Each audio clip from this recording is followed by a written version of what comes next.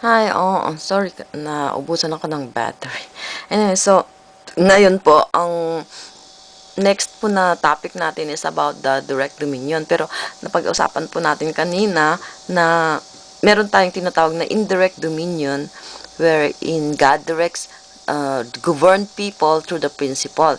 At tayo, in order for us to mature our nature, we have to do our portion of responsibility by following God's will and also the commandment of God to us. Okay? So, yung commandment na yon, yung commandment na yon, that is given only to human beings. Tapos and our responsibility is to follow that, and we will discuss that later doon sa chapter 2, yung tungkol sa commandment na do not eat the fruit, yung ganon. Okay pa, so as for now, we are going to talk about the direct dominion. Ano po yung tinatawag na direct dominion? Pag si Adam and Eve noon ay nakapag-perfect sila ng nature nila, pag nagawa nila yung portion of responsibility nila, then they would have become fruitful and they would have multiplied and have dominion over the creation, or in other words, na-fulfill nila yung three great blessing na binigay ng Diyos sa kanila.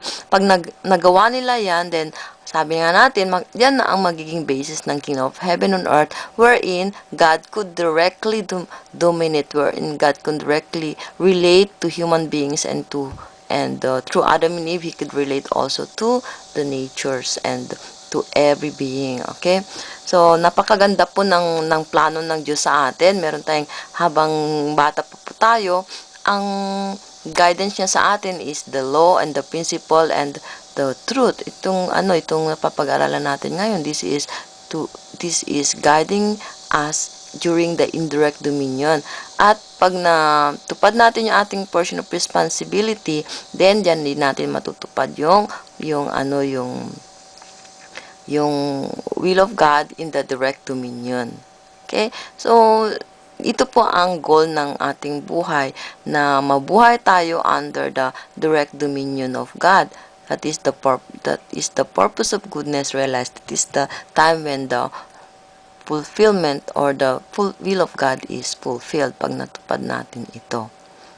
So, this is the realm of perfection, itong direct dominion na to. Okay, so before we go to the next section, this is about the spiritual and the physical world. Pag-usapan mo a little bit about this direct dominion at saka yung indirect dominion.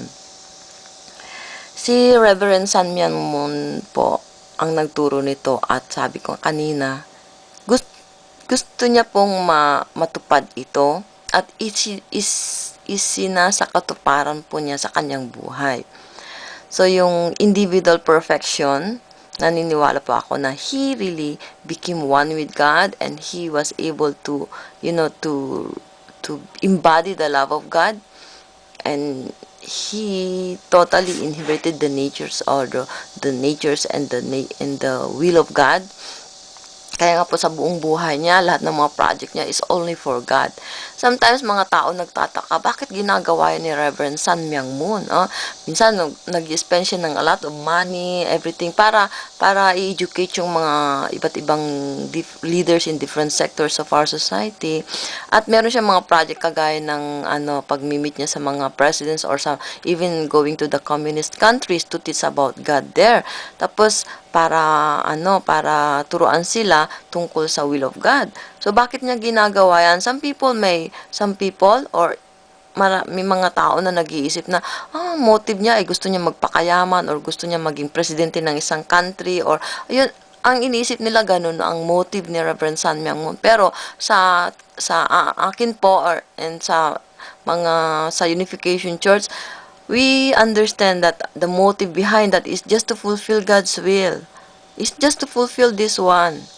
Wala na siyang ibang reason. Bakit niya? Why did he spend all his life to teach people and to spend all his life and all his resources in order to fulfill these things? So, minsan, many people misunderstand him. So, I hope na pag you try to understand what he's doing. Tingnan niyo po, magtingin po kayo sa mga internet. Pero, of course, sa internet, maraming mga bad things na pinapalabas nila tungkol kay Reverend San Myung Moon. Pero, ako po naintindihan ko na ginagawa lang po niya yun dahil naintindihan niya ang will of God. Dahil he wanted to fulfill the will of God. Kaya, ginagawa niya yun sa sarili niya at saka sa pamilya niya. Ngayon tungkol sa pamilya, no, actually pag makita niyo rin yan sa mga ibang mga news na merong mga anak niya na nagkaroon ng mga problema, ganun, di ba po, sa pamilya. And this is, for me, is just natural na ganun. Dahil, hindi natural, I mean, there's a possibility na merong mga magkakasala sa atin, ganun. Even in his family, tingnan mo, yung, di ba sabi natin na during the indirect dominion, God will guide us indirectly through His principle. And this is hindi immune ang kanyang mga anak sa ganitong principle. Hindi dahil anak sila ni Reverend San Myung Moon, hindi na sila dadaan dito sa principle na to. Everybody has to follow the same principle. Yung anak nila Reverend San Myung Moon, no, he really wanted them also to fulfill the same by going through the indirect dominion successfully and then direct dominion. Lahat merong portion of responsibility.